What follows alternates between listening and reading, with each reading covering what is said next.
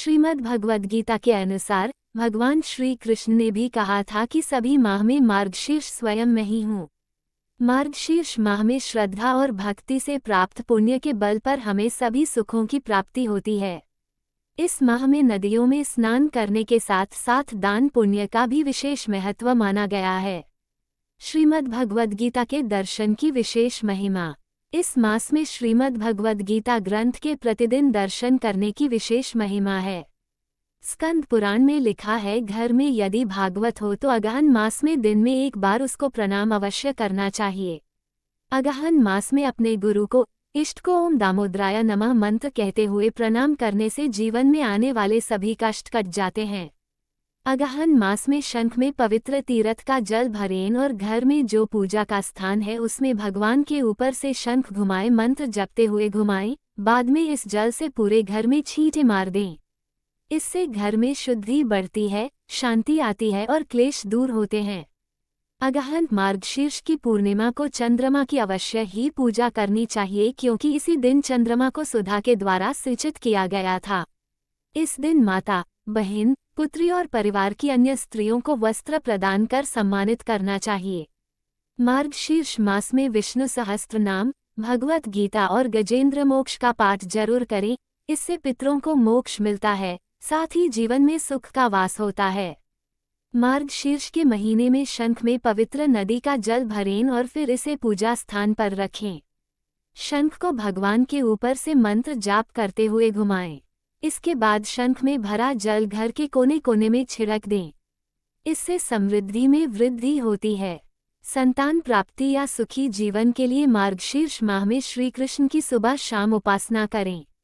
शास्त्रों के अनुसार माना जाता है कि अगर किसी की कुंडली में चंद्र दोष है तो चंद्रमा संबंधी कुछ उपाय करके इस समस्या से छुटकारा पा सकते हैं या फिर दोष को कम कर सकते हैं। कहते हैं इस महीने में जप, तप और ध्यान से हर बिगड़े काम बन जाते हैं। इस महीने में कान्हा के मंत्रों का जाप करने मात्र से सभी मनोकामनाएं पूरी हो जाती है।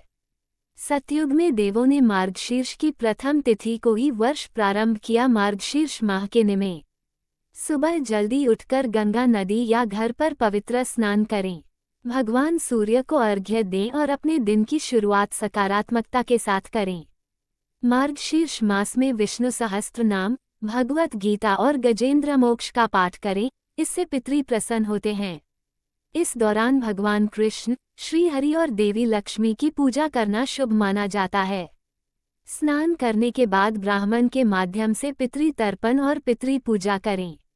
जो लोग गंगा घाटों के पास पितृ तर्पण करने में असमर्थ हैं, वे घर पर ही स्नान करके देसी घी का दीपक जलाकर और घर पर किसी पुरोहित को आमंत्रित करके पितृ तर्पण कर सकते हैं।